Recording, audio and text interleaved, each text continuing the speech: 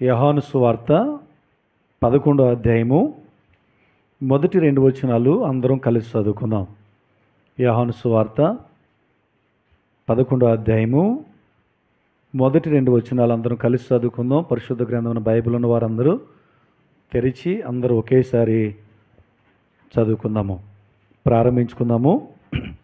మరియా ఆమె సహోదరి అయిన మార్త అని వారి గ్రామమైన బేతనీలో ఉన్న లాజరు అను ఒకడు రోగి అయ్యను. ఈ లాజరు ప్రభువునకు అత్తర పూసి తల్ల వెంట్రుకలతో ఆయన పాదములు తుడిచిన మరియకు సహోదరుడు. మంచిది. ఈ సమయంలో మనము బేతనీ అనేటువంటి గ్రామములో ఉన్న ఒక దైవికమైన కుటుంబాన్ని మనము చూడగలుగుతున్నాం.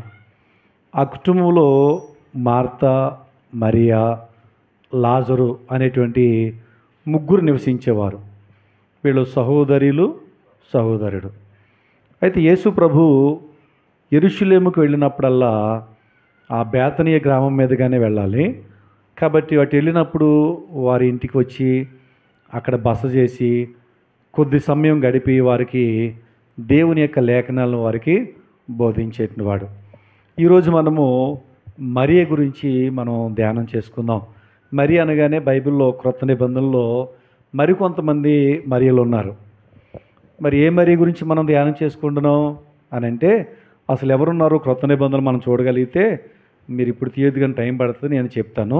లూకా సువార్త 1వ అధ్యాయము 26-27 వచనాల్లో యేసు ప్రభుని ఆయనకు జన్మనిచ్చినటువంటి తల్లి అయినటువంటి మరియ గురించి ఉంటుంది. తర్వాత ఇప్పుడు మనం చదివినటువంటి యోహాను సువార్త 11వ అధ్యాయంలో చదివాం కదా, ఇక్కడ బేతనీయ గ్రామంలో ఉన్నటువంటి మరియా. మూడోది మనం చూస్తే యోహాను సువార్త 20వ అధ్యాయం 1వ వచనంలో మగ్దలేనే మరియా కనపడుతుంది. ఎవరు చెప్పండి? మగ్దలేనే మరియా. అపోస్తలుల గ్రంథంలో 12వ అధ్యాయం 12వ వచనంలో మార్కు తల్లి అయిన మరియా అక్కడ కనపడుతూ ఉంది. తర్వాత రోమపత్రిక 16వ అధ్యాయం 6వ వచనంలో రోమా దేశపు మరియా అని అక్కడ మనము ఒక స్త్రీని చూస్తాం. అలాగే యోహాను సువార్త 19వ అధ్యాయము 25వ వచనంలో క్లోపా భార్య అయినటువంటి మరియా అనేటువంటి వ్యక్తిని చూస్తాం. యాకోబు తల్లి అన్న, మరొక మరియా అన్న, క్లోపా భార్య అన్న, ఈ మూడు ఒక్క ఆమెను గురించే చెప్తుందని దైవభక్తుల యొక్క అంచనా. సరే, ఇప్పుడు మనం 6 మరియలను మనము ఈ క్రొత్త నిబంధనలు మనం చూడగలుగుతున్నాం. అయితే ఈరోజు మనం ధ్యానం చేసుకునేది బేతనీయ మరియా. ఎవరు చెప్పండి? బేతనీయ మరియా. ఈమెలో ఉన్నటువంటి కొన్ని మంచి లక్షణాలు మనము ఈరోజు ధ్యానం చేసుకుందాం. చూడండి, లూకా సువార్త 10వ అధ్యాయము 38వ వచనం నుండి దయచేసి చదవండి. లూకా సువార్త 10వ అధ్యాయము 38వ వచనం నుండి. ఆయన ఒక గ్రామములో ప్రవేశించెను. మార్తా అను ఒక స్త్రీ ఆయన్ను తన ఇంట చేర్చుకునేను.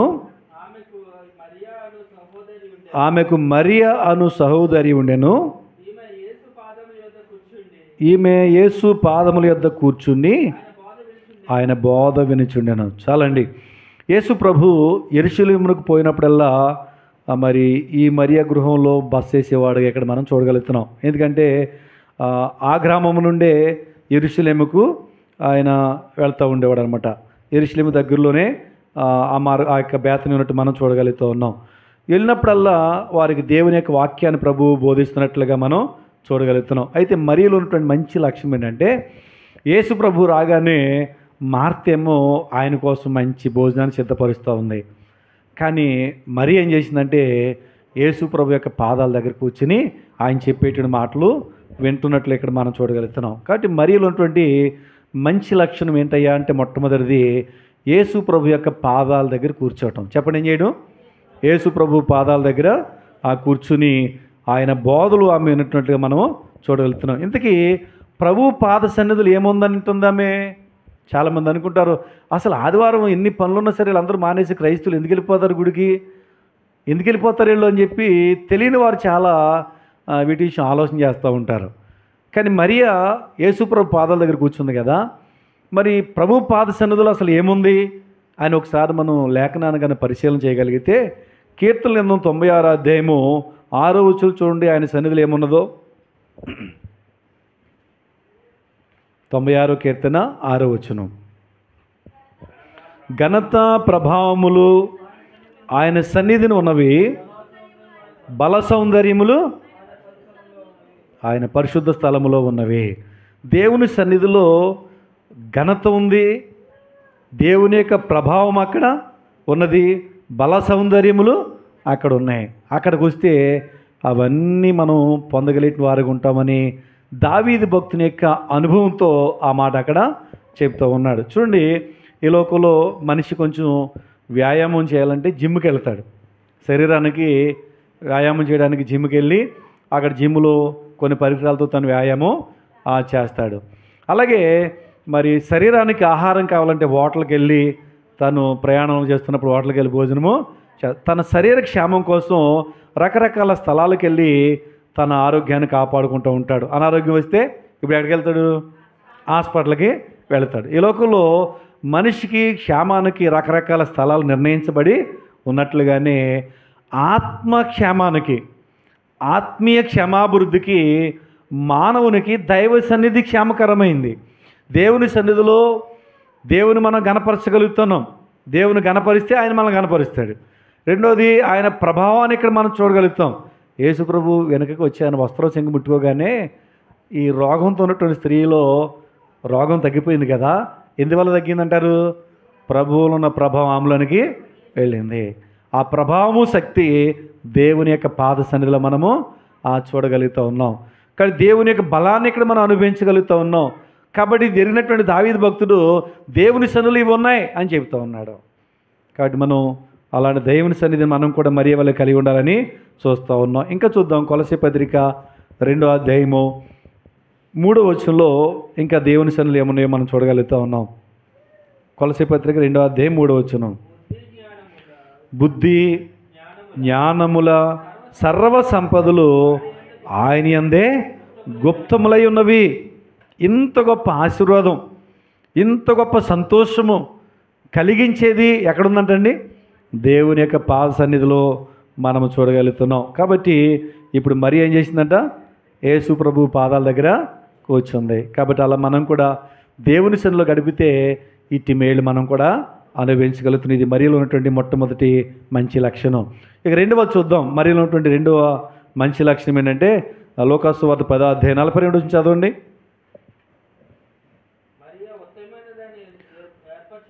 మరియా ఉత్తమమైన దానిని ఏర్పరచుకునేను, అది ఆమె యొద్ద నుండి తీసివేయబడదనేను. ఇప్పుడు మార్తేమో వంట సిద్ధం చేస్తుంది, మరియేమో ప్రభు పాదాల దగ్గర కూర్చుంది. ఇప్పుడు మార్తకు మరియ మీద కోపం వచ్చింది. నా సహోదరి ప్రభు దగ్గర కూర్చుని ఆయన చెప్పి మాటలన్నీ అక్కడ వింటా ఉంది, నేనేమో వీళ్ళ కోసం వంట సిద్ధం చేస్తుంటే నాకు సహాయం చేయకుండా అక్కడ కూర్చుంది అని చెప్పి కోపం వచ్చి ప్రభుతో మాట్లాడుతుంది. ప్రభువా, మరి నా సహోదరి నీ దగ్గర అలా కూర్చుంది కదా, నీకు చింతలేదా అని ప్రభుతో మాట్లాడుతున్నప్పుడు ప్రభు స్పష్టంగా మాట్లాడుతూ ఆయన చెప్పిన జవాబు ఏంటంటే, మార్తా, నువ్వు అనేకమైన పనులు పెట్టుకున్నావు కానీ మరియ ఉత్తమమైన దాన్ని ఏర్పరచుకున్నది అని చెప్తా ఉన్నాడు. కాబట్టి ఇప్పుడు మనం చూస్తూ ఉన్నాం, మరియ తనలో ఉన్నటువంటి రెండవ ఆత్మీయ లేక మంచి లక్షణం ఏంటంటే ఉత్తమమైన దానిని ఏర్పరచుకున్నదని ఇక్కడ మనం చూస్తూ ఉన్నాం. ఉత్తమమైనది, ఈ లోకములో అన్నిటికన్నా మిన్నైనది ప్రభు పాద సన్నిధిని మరియ గ్రహించింది. ఇది ఉత్తమమైనదిగా తాను సంపాదించడం మనం చూడగలుగుతున్నాం. ఈ దినాల్లో మనుషుల యొక్క పరిస్థితిని కనుక మనం ఆలోచన చేస్తూ ఉంటే ఉదయం నుండి సాయంకాలం వరకు రెక్కలు ముక్కలు చేసుకుని ఏం చేస్తూ ఉన్నారు?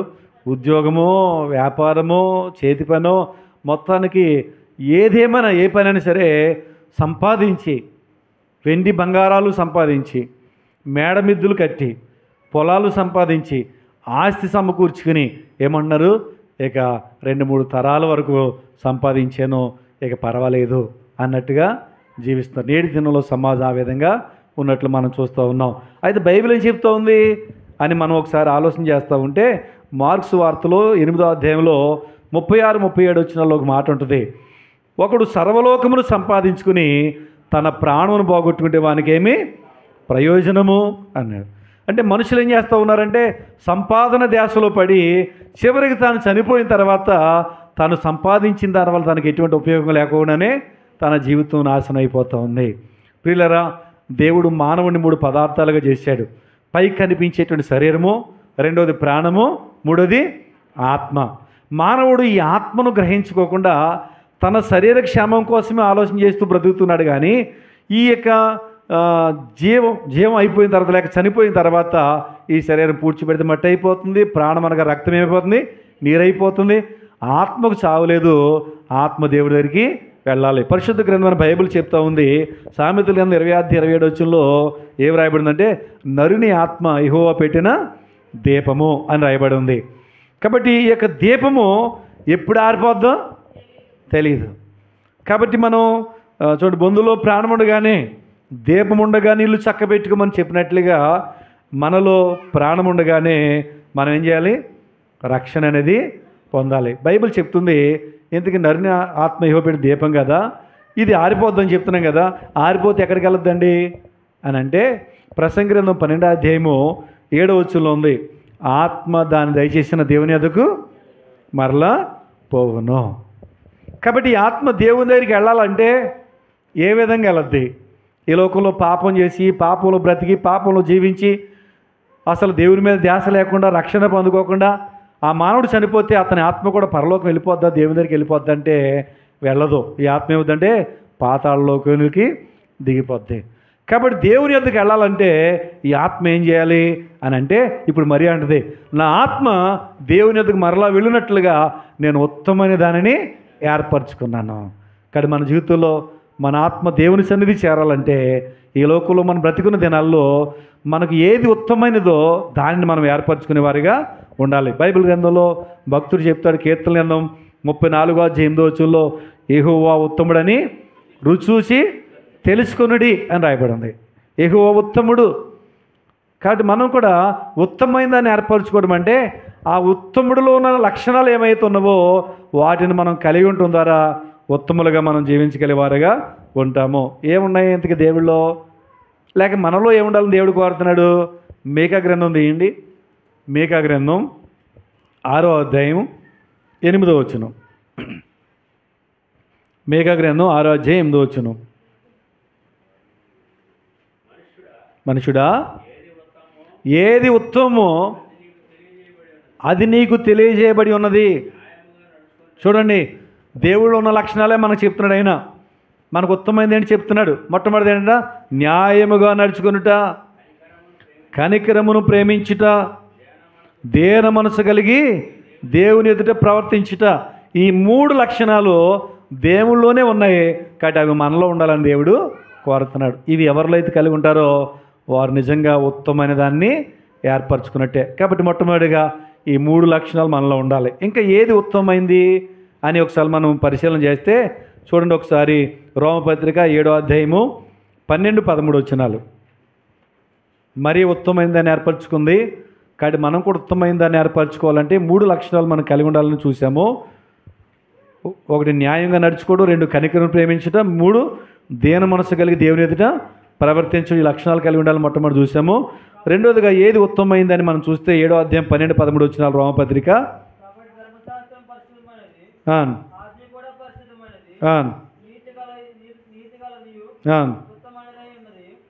కాబట్టి ఇప్పుడు దేవుని వాక్యము ఉత్తమమైనదంట. చెప్పండి, ఏంటిది? దేవుని వాక్యము ఉత్తమమైనది. కాబట్టి ఇప్పుడు ఈ వాక్యాన్ని మనం ఏం చేయాలి చెప్పండి? చదవాలి, వాక్యాన్ని బాగా ధ్యానం చేయాలి, దాన్ని బాగా వినాలి, హృదయములో మనం దేవుని వాక్యాన్ని నింపుకోవాలి. చివరికి ఆ వాక్యానుసారంగా మనం జీవించాలి. ఇలా జీవిస్తే వాక్యం మనకి ఏం చేస్తుంది? చదవండి, కీర్తన 119:11 ఉత్తమమైన దేవుని వాక్యాన్ని మనం కలిగి ఉంటే మనకు కలిగేటువంటి మేలు ఏంటి అంటే 119:11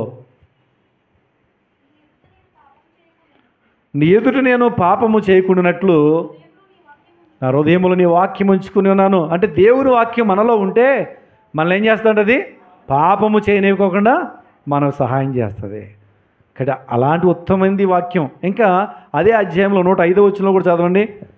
వాక్యం వల్ల కలిగేటువంటి మేలేంటో చూస్తాం. అక్కడ కూడా మనం 105వ వచనం, నీ వాక్యము నా పాదములకు దీపమును నా త్రోవకు వెలుగునై ఉన్నది. చూడండి, వెలుగులో నడిచేవాడు చక్కగా తన ప్రయాణాన్ని తను కొనసాగించి ముగించగలుగుతాడు.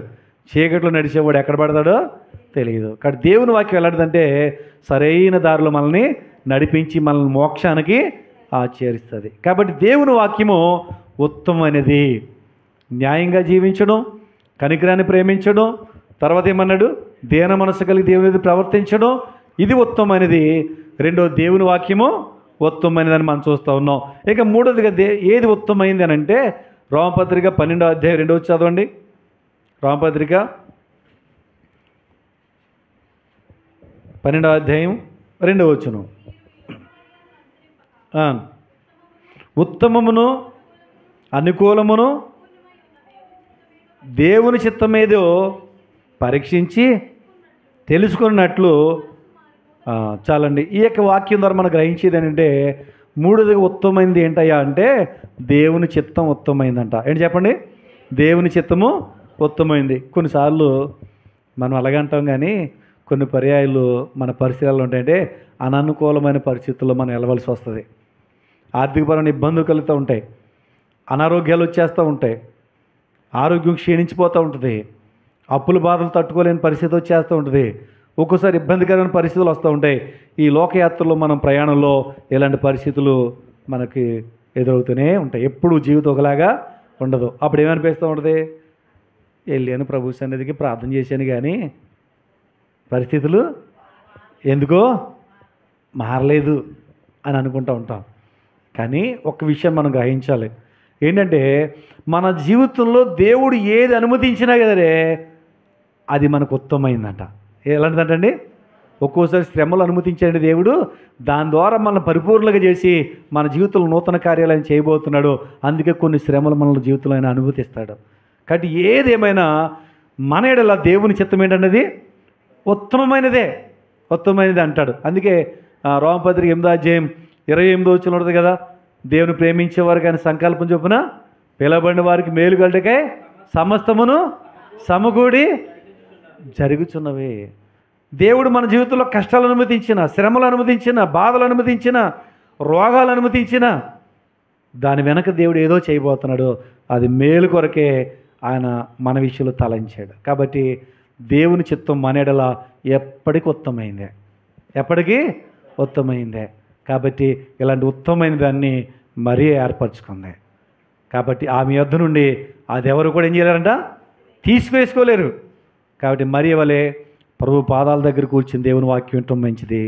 రెండవదిగా ఉత్తమైనది ఆమె ఏర్పరచుకున్నట్లుగా ప్రభు పాదాల దగ్గర ఉత్తమైనటువంటి ఆయనలో ఉన్న లక్షణాలు, ఆయన వాక్యము, ఆయన చిత్తము ఉత్తమైంది. ఇది మనం కలిగి ఉండాలి, నేర్చుకున్నాం. ఈ 2 లక్షణాలు చెప్పుకున్నాం ఆమెలోనే. ఇక 3వ లక్షణం, మరియలో ఉన్నటువంటి 3వ లక్షణం ఏంటంటే యోహాను సువార్త 12వ అధ్యాయము 3వ వచనంలోనికి రండి. యోహాను సువార్త 12వ అధ్యాయము 3వ వచనంలో మరియలో ఉన్నటువంటి 3వ మంచి లక్షణం. అప్పుడు మరియా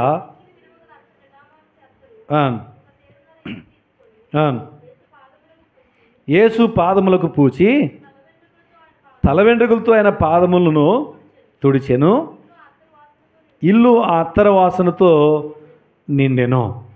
ఇక్కడ మనం సందర్భాన్ని కనుక మనం ఆలోచన చేస్తూ ఉంటే యూదులు పస్కా పండుగను 7 రోజులు చేస్తారు. ఎన్ని రోజులు చెప్పండి? 7 రోజులు చేస్తారు. ఎందుకు చేస్తారు? ఇంతకుముందు యూదులైన ఇశ్రాయేల్ ప్రజలందరూ ఎక్కడున్నారు? వీళ్ళు ఐగుప్తు చెరలో ఉన్నారు. ఐగుప్తులో బానిసత్వంలో 430 సంవత్సరాలు ఉన్నాక దేవుడు వారు నడిపించినప్పుడు వారు పస్కా బలి పశువును వధించి వారు గుమ్మాలకు పస్కా బలి పశువు యొక్క రక్తాన్ని రాసుకున్నారు. కాబట్టి ఇప్పుడు ఈ పస్కా పండుగను వాళ్ళు ప్రతి సంవత్సరం 7 రోజులు వాళ్ళు చేస్తారన్నమాట. అయితే ఇంకా ఈ పస్కా పండుగ ఇంకా 6 రోజులు ఉందనగా యేసు ప్రభు బయలుదేరి ముందుగానే బేతనీకి వచ్చేసారు. బేతనీకి వచ్చేసి అక్కడ ఉన్నప్పుడు ఇక్కడ మార్తా మరియలు ఆయనకు విందు చేశారు. అక్కడ ఉంటుంది, రాయబడి ఉంటుంది. ఏముందండి అక్కడ? చదవండి ఒకసారి మొదటి నుంచి. విందు చేసరి,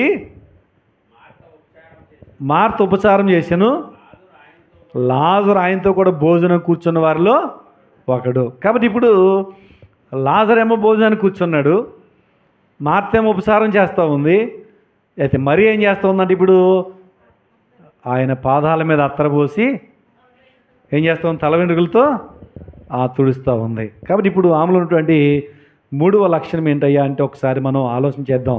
ఏమత్తరు అంటే అది అచ్చ జటామాంసి అత్తరు. అక్కడ ఉన్నటువంటి శిష్యుల్లో ఒక ఆయన అంటాడు, యేసుప్రభు ఉన్నాడంటే యేసుప్రభుతో పాటు ఎవరు ఉంటారు?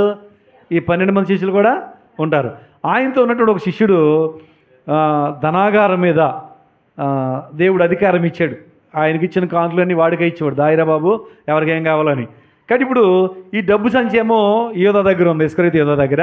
వీడు అంటాడు, ఎందుకు అంత వృధాకాల పాడేయడం, దాన్ని అమ్మేస్తే మంచి ధర వస్తుంది, ఆ డబ్బులు ఇచ్చేస్తే పేదలకి ఇవ్వచ్చు కదా అన్నాడు. వాడి ఆలోచన మంచిదే, కానీ వాడి ఉద్దేశం మాత్రం మంచిది కాదు. వాడి ఉద్దేశం ఏంటంటే పేరుకు పేదలు అన్నాడు, కానీ అందులో వేసిందంతా వాడు ఏం చేస్తున్నాడు, దొంగిలిస్తూనే ఉన్నాడు. ఇది ఇస్కరియోతు యోధా చేసినటువంటి పని అని మనం చూస్తూ ఉన్నాం. అయితే ఇప్పుడు ఈమె ఏం చేస్తుందంటే ఆ అత్తరు ప్రభు పాదాలకు పూసినట్లు ఇక్కడ మనము చూడగలుగుతున్నాం. నిజానికి ఆ దినాల్లో కుటుంబ సభ్యులు ఏం చేసేవారంటే ఎవరైనా వివాహం కావాల్సిన స్త్రీలు ఉంటే వారి కోసం ఈ అచ్చజటామాంస అత్తరు సంపాదించేవాళ్ళు. ఇప్పుడు చూడండి, పెళ్ళిడికి వచ్చిన పిల్లలు ఉన్నారంటే వాళ్ళ వివాహం కాకమునిపే తల్లిదండ్రులు ఏం చేస్తారు, వారి కోసం ముందు బంగారము డబ్బు కూడగడతారా, కూడగడి దాస్తారు. ఆ దినాల్లో విలువైంది ఏంటంటే అచ్చజటామాంసి అత్తరు. కాబట్టి ఇది వాళ్ళు సిద్ధపరుచుకునేవాళ్ళు అనమాట. ఇది వాళ్ళు ఏం చేసేవారంటే ఒక విలువైన కానుకగా పెళ్ళైన తర్వాత పెండ్లి కుమారునికి వారు ఇచ్చేవారు. సరే, ఇప్పుడు అది ఉంది, కానీ నిజంగా వాళ్ళకి డబ్బులు అవసరం వచ్చి దాన్ని అమ్మేస్తే ఎక్కువ ధర పలుకుద్దంట. అంటే ఎంత నిలవ ఉంటే అంత రేటు పెరుగుద్దంట, దానికి అంత ఖరీదైంది. కాబట్టి ఇప్పుడు కొత్తగా తయారు చేసిన దానికంటే నిలవ ఉన్న దానికి రేట్ ఎక్కువ ఉండేదన్నమాట. కాబట్టి ఆ విధంగా దానికి విలువ ఉంది. అందుకనే వాడు అంటాడు, దాన్ని అమ్మేసి బేదలకు ఇవ్వచ్చు కదా అని. ఒక పుస్తకంలో చదివితే దాని ఖరీదు రాశాడు. ఎంత అంటే $6,000 ఉంటుందంట ఇప్పుడు కాలపు లెక్కలు బట్టి. అంటే మన డబ్బుల్లోకి దాన్ని ట్రాన్స్లేషన్ చేసుకుంటే 2.5 లక్షలు ఉంటుందంట దాని ఖరీదండి. ఎంతండి? అంత విలువైన తీసుకెళ్ళి అక్కడ పాడబోసేస్తుంటే వాడికి ఏమో ప్రాణం నీరైపోతుంది అనమాట. అమ్మేతి ఇంత డబ్బు వచ్చేసిను, దీన్ని పేదలకు ఇచ్చేదని చెప్పి వాడికి అనిపిస్తూ ఉంది. కాబట్టి ఆ విధంగా ఆమె ఏం చేసిందంటే ప్రభువుని గణపరిచినట్లు ఇక్కడ మనం చదువుతున్నాం. మరొకసారి చదవండి, 3వ వచనం, 12వ అధ్యాయం యోహాను సువార్త 3వ వచనం. అప్పుడు మరియా మిక్కిలి విలువ గల తీసుకుని యేసు పాదములకు పూసి తన తల వెంట్రుకలతో ఆయన పాదములను తుడిచింది. ఇప్పుడు 6వ వచనం చదవండి.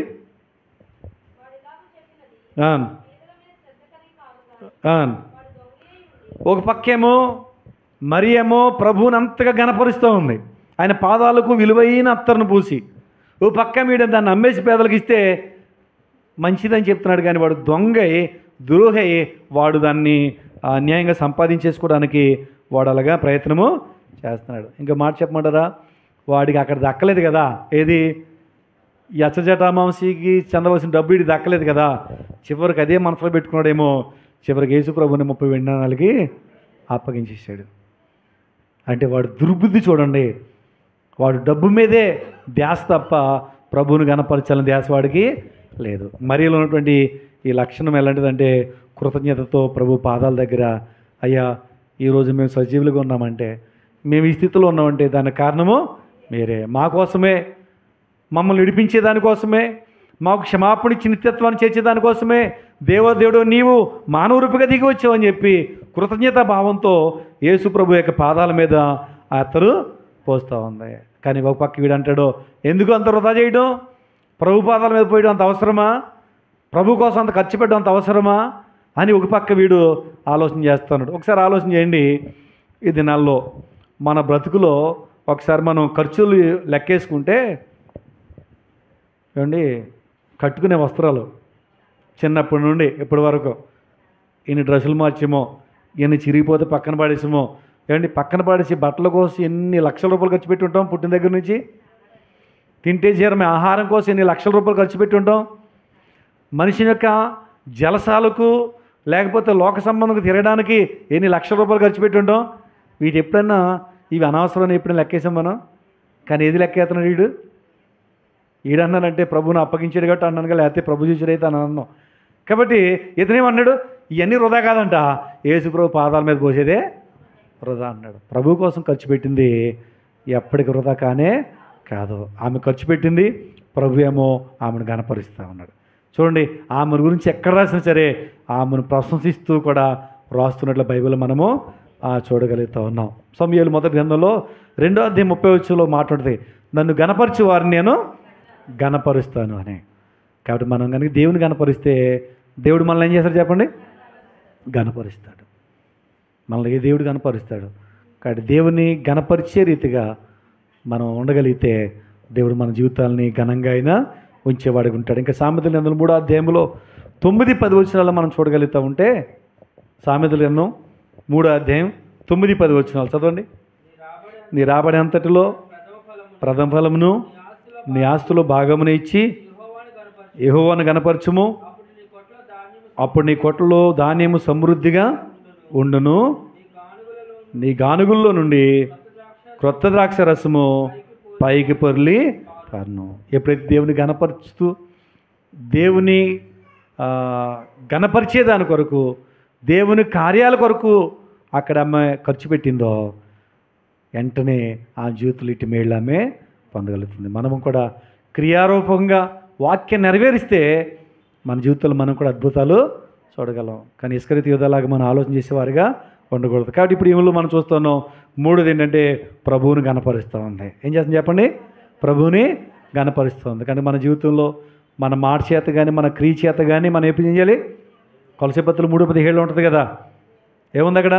మరియు మాట చేత కానీ క్రియ చేత కానీ మీరు ఏమి చేసినానో ప్రభువైన యేసుక్రీస్తు ద్వారా తండ్రి అయిన దేవునికి మీరు ఎల్లప్పుడూ కృతజ్ఞతాస్తులు చెల్లించాలి. కాబట్టి ఆ విధంగా మనం ప్రభువుని గణపరిచేవారిగా ఉండాలని చూస్తే ఇది 3వ లక్షణం. ఇక 4వది మరిలో ఉన్నటువంటి 4వ లక్షణం చూద్దాం. చూడండి, లోకాసు వార్త 10వ అధ్యాయము 40వ వచనం నుండి.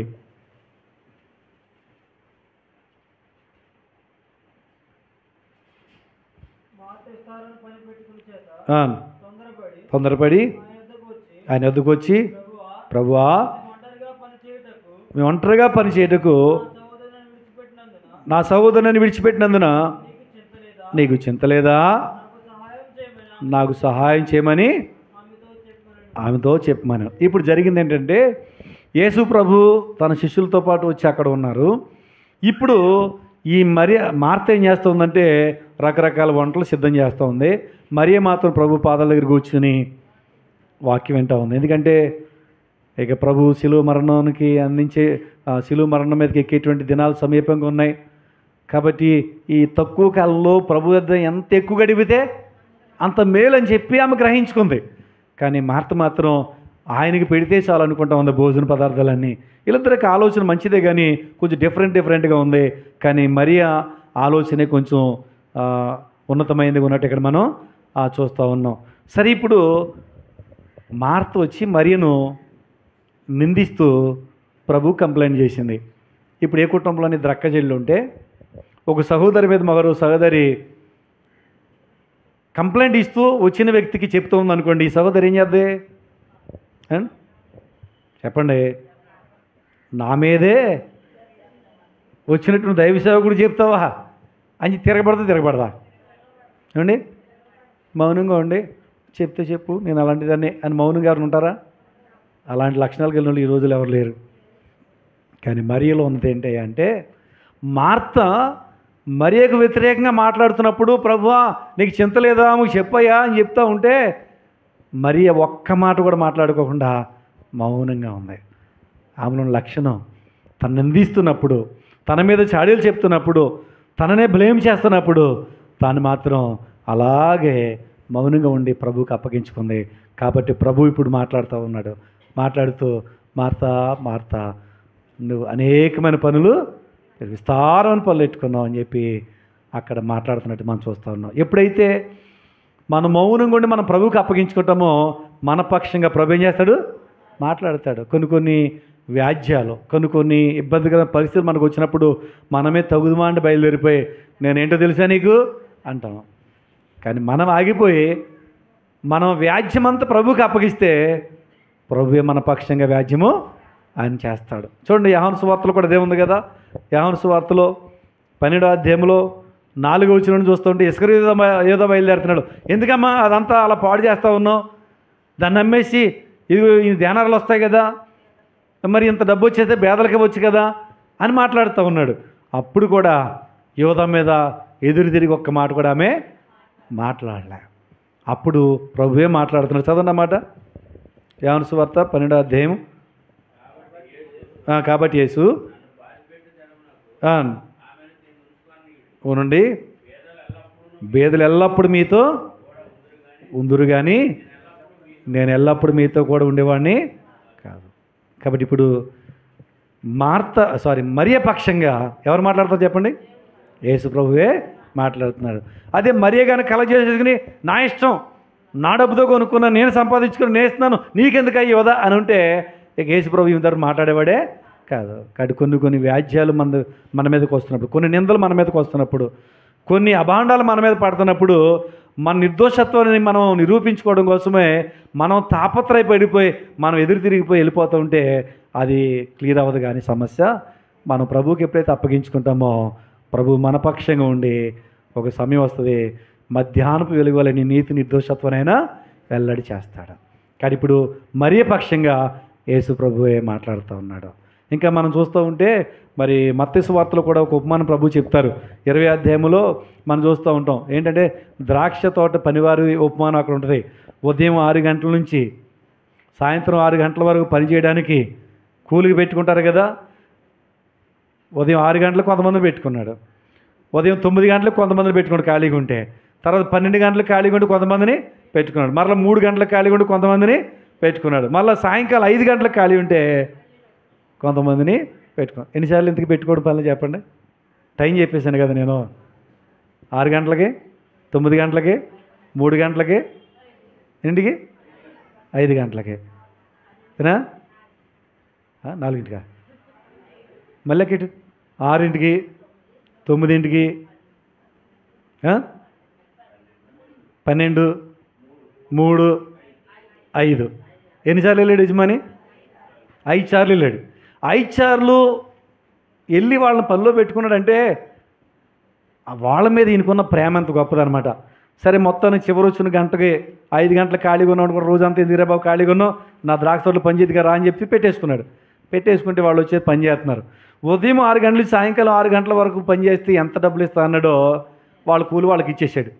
ఇచ్చిన తర్వాత చివరి గంటలో పనిచేసిన వాడికి, 3 గంటలకు వచ్చి పనిచేసిన వాడికి, 12 గంటలకు వచ్చి పనిచేసినాడు, 9 గంటలకు వచ్చి పనిచేసినాడు కూడా ఏం చేయడు, ఫుల్ జీతం ఇచ్చేయండి అని చెప్పి ఇచ్చేసాడు. ఇప్పుడు మంట వచ్చిందండి ఎవరికి? ఉదయం నుంచి సాయంకాలం దాకా పనిచేసిన వాళ్ళకి ఏమొచ్చింది? కడుపు మంట. ఎండబాధ సహించి, నిజంగా పగలంతా పనికి వెళ్ళినప్పుడు ఎండబాధ ఉంటుందని వీళ్ళు తెలీదా? తెలుసు. కానీ ఇప్పుడు మాట్లాడుతున్నారు. అంటే వాళ్ళు ఉక్రోషం ఏంటంటే చివరి గంట పని చేసిన వాళ్ళకి ఎందుకు మాతో సమానం చేసావు అని. ఇప్పుడు వీళ్ళు మాకిస్తే మీకేంట్రా అని దెబ్బలాడు ఉంటే యజమాని కల చేసుకునేవాడే కాదు. వీళ్ళు మౌనంగా ఎలాగ ఉన్నారో ఇప్పుడు యజమాని కల చేసుకుని నా సొంత సొమ్ముతో నేను ఇస్తే నీకెందుకు కడుపు మంటగా ఉంది అన్నాడు. ఇక్కడ చివరి వచ్చిన గంట పనిచేసిన వాళ్ళు వీళ్ళని ఆసరా చేసుకుని వీళ్ళని నిందిస్తూ యజమాని మీద వారు దెబ్బలాడుతున్నప్పుడు వీళ్ళ కల చేసుకుని మౌనంగా ఉన్నారు. ఇప్పుడు యజమాని వీళ్ళ పక్షంగా మాట్లాడుతున్నారు. కాబట్టి వీటన్నిటి ద్వారా మనం నేర్చుకునే పాఠం ఏంటంటే మన మీద కూడా కొన్ని నిందలు, అవమానాలు, శ్రమలు అనేవి తప్పకుండా వస్తూ ఉంటాయి. లేనిపోని వేస్తూ ఉంటారు. మనం అనుకుంటాం అదేంటి నేను చేయలేదు కదా, ఎందుకు నాకు ఈ మాట అన్నారు అంటాం. అయితే మౌనంగా ఉండి దేవునికి అప్పగించుకుంటే మన తరఫున ఎవరు మాట్లాడతారు? ఆయన మాట్లాడితే చాలండి, ఇక ఎవడు నూరైనా మూసేవలసిందే. ఇక్కడ అంత గొప్ప దేవునికి మనం అప్పగించుకుంటే మన జీవితంలో మేలు అనేది పొందగలం. ఎంతో నెమ్మదితో ఆయన అప్పగించుకుంటే, మరియా ఎలాగున్నావమ్మా నెమ్మదిగా, మీ అక్క నిన్ను ఎలాగంటుంది, ఇస్కరియోతు ఎలాగా అన్నాడు అని అంటే బైబిల్లో మాట ఉంది. ఏముంది అక్కడ? యెషయా గ్రంథం 26:3 యవన మనసు నీ మీద ఆనుకున్నావు అని నీవు పూర్ణ శాంతి కలవానిగా కాపాడదు. ఎన్ని ఒడిదుడుకులు ఉన్నాయి, ఎన్ని నిందలు వచ్చినా మౌనంగా ఉండి మనం దేవుడి మీద ఆధారపడితే దేవుడు మన పక్షంగా ఉంటాడు. కాబట్టి ఎంతో శాంతిని ఆయన ఇస్తాడు. ఇవన్నీ ఈ 4 లక్షణాలు మరియలో మనము చూడగలుగుతున్నాం. అలా మనం కూడా మరి వలె ఇలాంటి మంచి లక్షణాలు కలిగి ఉంటే దేవుడు మన జీవితాల కార్యాలు చేస్తాడు. మరొకసారి జ్ఞాపకం చేస్తారా? మొట్టమొదటి లక్షణం ఏంటండి? యేసు ప్రభు యొక్క పాదాల చెంత ఏముందో దాన్ని ఆమె అనుభవించింది. రెండోది, ఉత్తమమైన దాన్ని ఏర్పరచుకుంది. మూడోది, యేసు ప్రభుని కనపరిచింది. ఆయన పాదాల చెంత చేరి ప్రభుని కనపరిచింది. నాలుగోది, తను నిందించిన వారికి ఎదురు చెప్పుకోకుండా మౌనంగా ఉండి ప్రభుకి అప్పగించుకుంది. ఇలా మనం జీవిస్తే మన జీవితాల్లో కూడా దేవుడు ఉన్నతమైన శిఖరాలకు ఎక్కినట్లుగా ఆయన చేస్తాడు. అటు కృపను దేవుడు మనకు దయచేయనుగాక. ఆమె ప్రార్థన.